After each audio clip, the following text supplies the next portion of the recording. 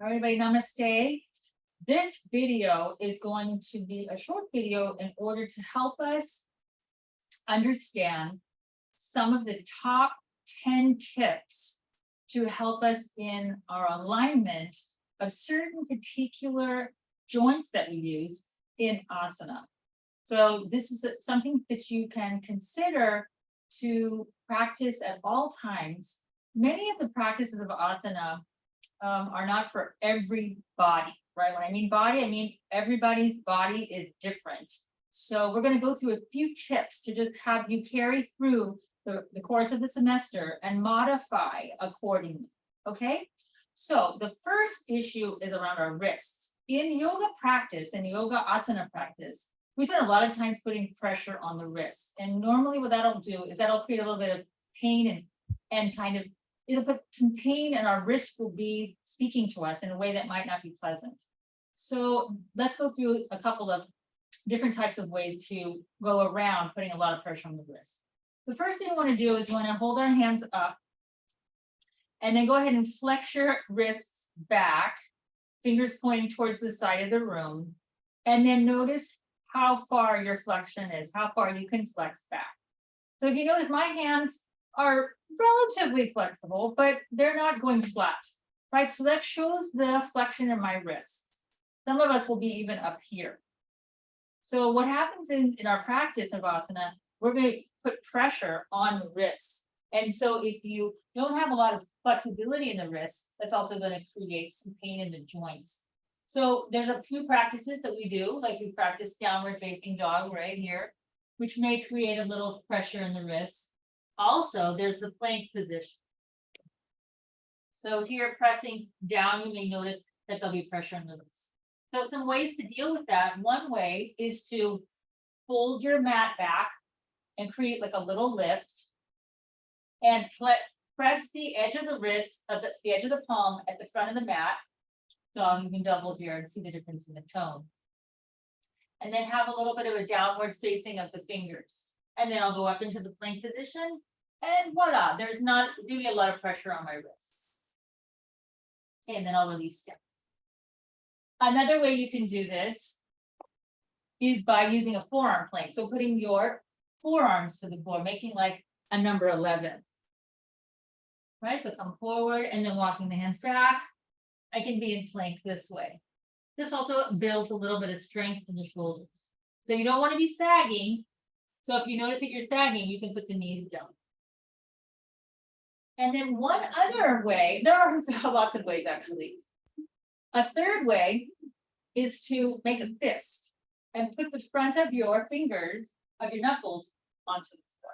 This still allows you to strengthen a little bit through the arms, but puts no pressure on the wrists. So this is an option. And then you can come down.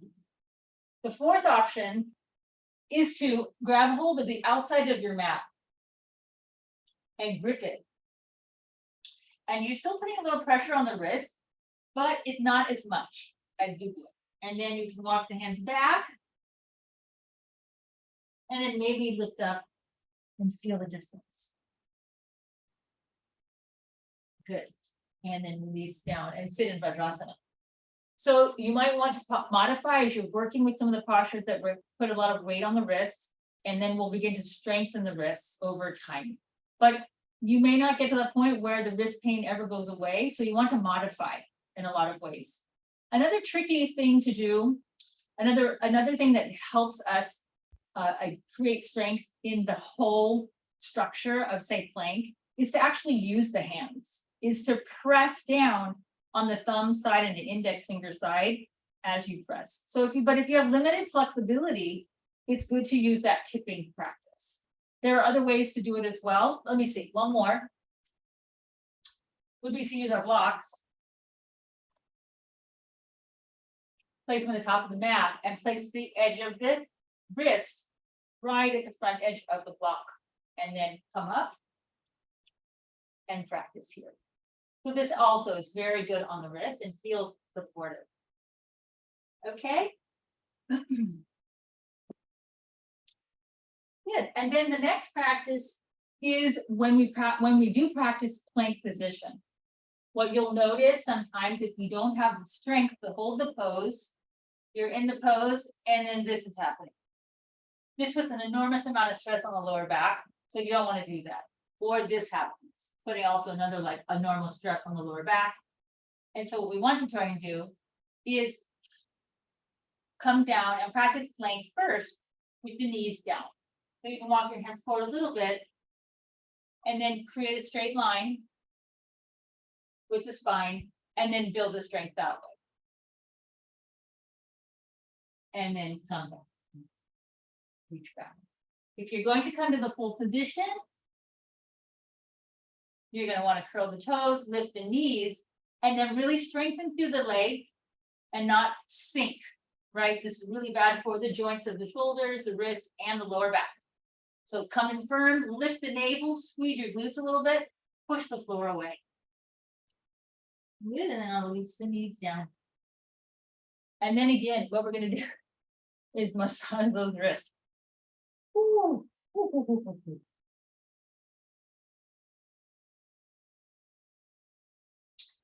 right, super. And then the next one is when we come to a practice, it's called Chataranga. And this is a forearm balance that we move towards the earth. So it's kind of like a push up, but it's a kind of a push down.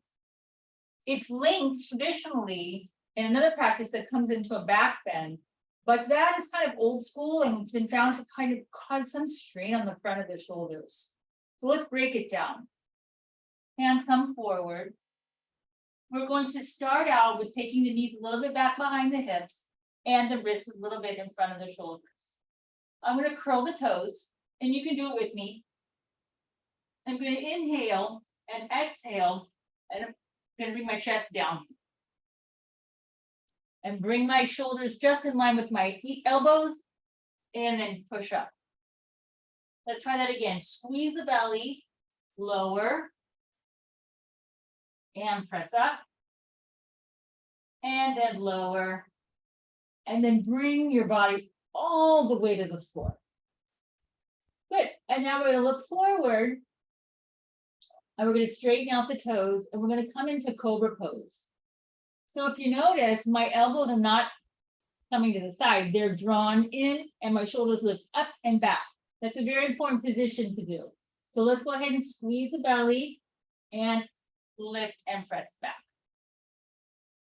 Good, now let's inhale, and then exhale, come forward, lower. Now bring the hips to the floor, and then bring your chest to the floor. Try that way. Good, and then keeping the elbows alongside the rib cage, let's come up. One more time. Inhale, elbows tight to the rib cage. Exhale, lower down, and rest.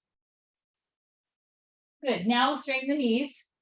Bring the hips into a very firm position. So squeeze your outside of your glutes and then lengthen your lower back. And now we're going to come into the Cobra Pose. I'm going to slide my hands a little bit further back, maybe almost there's a 90-degree angle in my arms, you can see. I'm going to lift my shoulders a little bit. Good, and then inhale, and then exhale, press and come halfway up. Try not to let the shoulders come up like this. Slide them down the back, lengthen your lower back, and look straight ahead. Keep the back of the neck long. Good, and then we're gonna come up, stay on the knees and just curl the toes and lift the hips up and bring the heels to the floor and come into your downward dog. And then bring the knees to the floor and sit back in Tadasana. So you could do this with the blocks. If you notice that you're working to strengthen the wrists. Right, so we will come here from our plank position, lower the knees down, and you want to have your blocks as wide enough that your chest can descend down.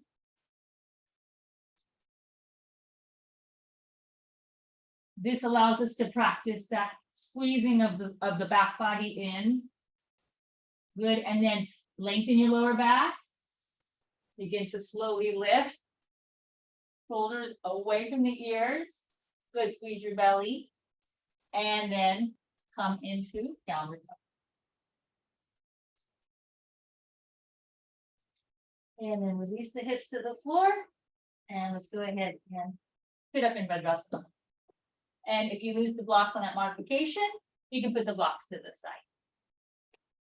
Good, so a couple more tips just to know is how to keep your hips in line with the spine. Sometimes when we're turning out of the alignment of the hips, we've got to be really careful of our lower back. So some of the poses that we do are up and then down, right? We'll spend a lot of time going up and down in yoga asana. And this can create strain on the lower back, especially if there's weakness or tightness in the legs, in the lower back, and the upper back. So when we practice, we can inhale up and then exhale, squeeze our belly and bend the knees, bring the hands to the heart, and come down with a forward bend, releasing the hands down. And then to come up, we can bend the knees again.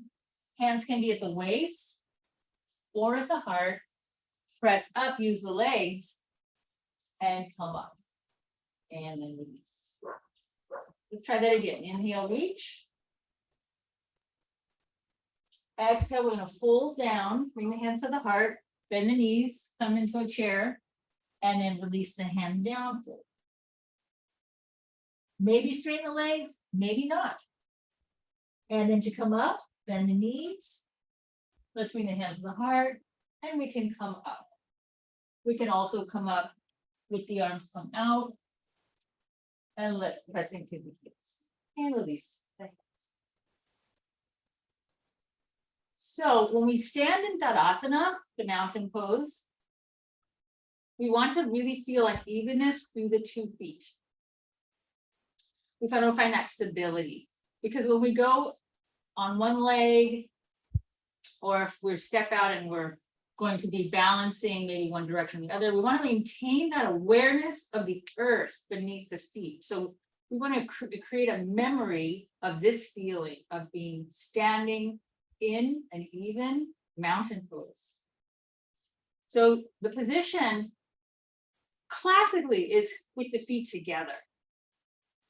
But I like to practice with my feet apart because I feel more balanced with my hips, right? So if you have a sort of more of a curvy shape, it may feel more stable to widen the feet. If you feel pretty good with the feet together, then try that. This is a little bit more stressful on the hamstring, so that they need to be a little flexible, as well as the back needs to be flexible. All right, so let's come and stand with our feet apart, parallel. Lift your toes. Lift your kneecaps. Lift the skin of the thighs up. From the side, you're going to push your femur bones back, the thigh bones back. Right? And then instead of leaning forward, you're going to lengthen the lower back. And you're going to lift the front of the body up.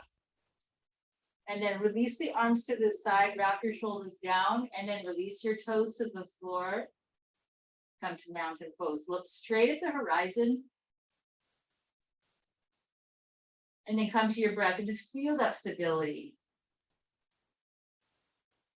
So one more breath. And exhale. Good, let's release. So yoga asanas, they come in all sorts of shapes and sizes and directionalities. So we have practices that go through a lateral stretch, a lateral movement, right? So to the side. And you can do this with me.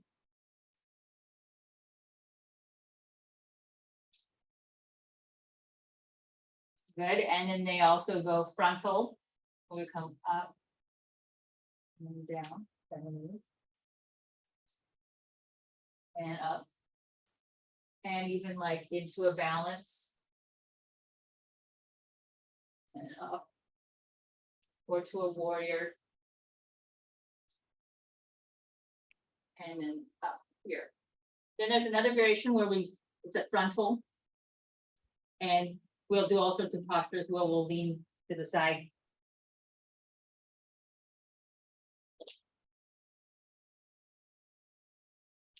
Maybe we'll come to a warrior on the side, etc.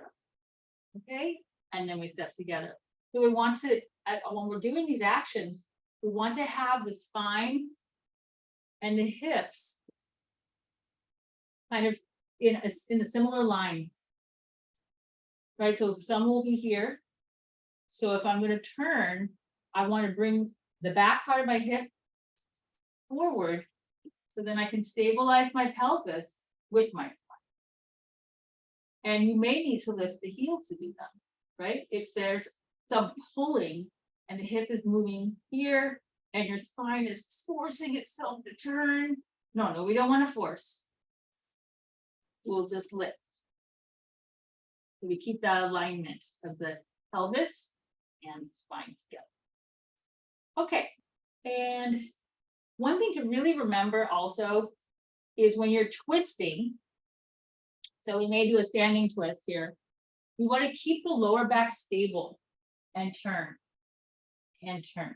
So instead of, forcing yourself into a turn that's really not there for you and stretching through the sacrum, right? This is lifting, right? I'm out of alignment. I have one knee back, one knee forward. It's going to create pulling on this lower back area. So we want to refrain from that. So what to remember here is that we practice with kindness, gentleness, observing ourselves as a person that needs nurturing as much. We don't want the asana to create injury. We're coming to yogasana practice to remove our suffering and not to create more suffering. Okay, so I'll meet you in the next practice where we'll go through some more postures.